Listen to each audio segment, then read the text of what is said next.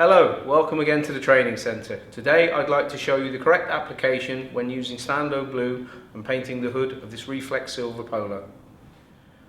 A few points to remember before I begin application. I've checked the climate and using the climate guide that I find in the TDS, I've adjusted the base coat using the standard setting. My gun is a 1.2. I've set the inlet pressure at 2 bar with the paint flowing. While I'm applying, all of the functional parts will be fully open, the trigger will be fully pulled to ensure that I'm using the full width of the fan, full delivery of fluid. I'll be applying the base coat in a 1.5 coat process, whereby I start here on the outside, applying at a normal distance a full but not over wet coat, working towards the centre of the hood. I will then come back, increase my distance to the object, again with a full trigger, and apply a controlled effect coat to top up my hiding and give me good effect orientation and modelling control. To help you follow my painting sequence, I've placed these arrows here that you can see.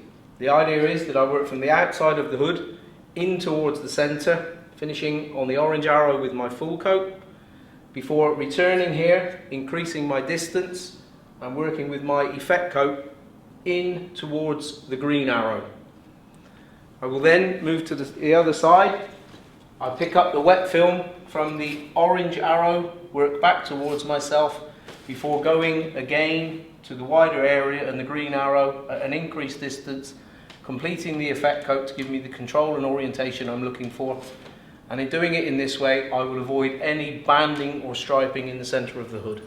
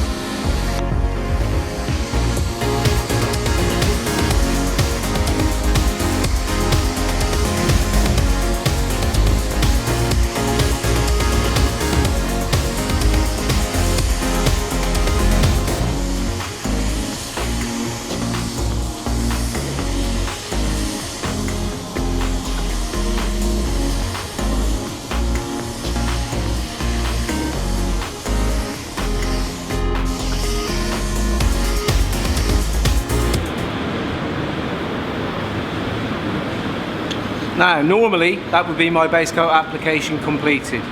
However, I want to take the opportunity to share with you a little tip or a little trick. If you see something that you're not happy with in terms of modelling or effect, what we can do is apply one more controlled effect coat into the wet film, but again at a more increased distance. If you'd like to watch, I'll show you now.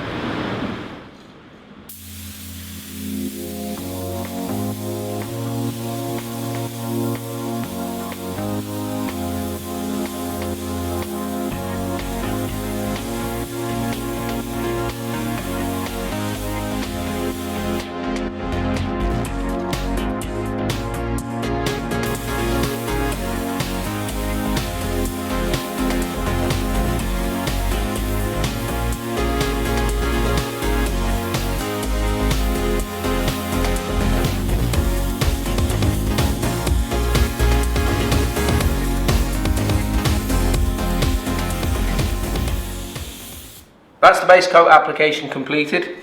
Come in now, let's just take a look at the wet film before I flash it off, ready for clear coat. What I wanted to show you was this nice surface structure or texture, whatever you like to call it, that's completely uniform across the hood, even allowing for the fact that I shared with you that little tip about applying one extra coat to correct any mottling that might be present. I'm going to flash this off now, as I say, in readiness for clear, and I know that I'm going to have a perfect flat surface.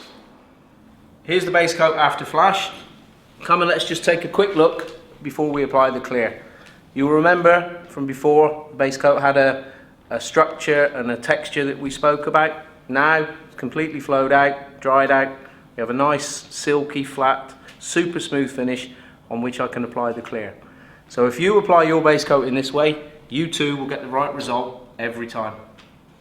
Here's the final job after clear coat drying. As you can see, great result, no problems at all. Just one final tip. If you want to use that additional effect coat to correct any mottling, please make sure you do it directly into the wet film. If it's starting to flash off, it's already too late.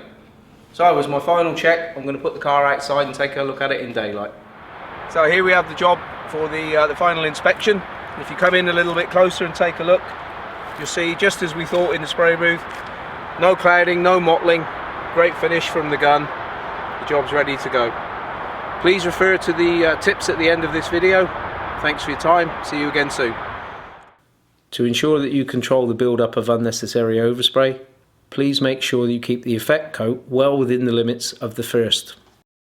With some difficult colours, it may be necessary to apply a second effect coat to fix any mottling or clouding. This should be made at a greater distance than the normal effect coat and should only be applied into the wet base coat surface.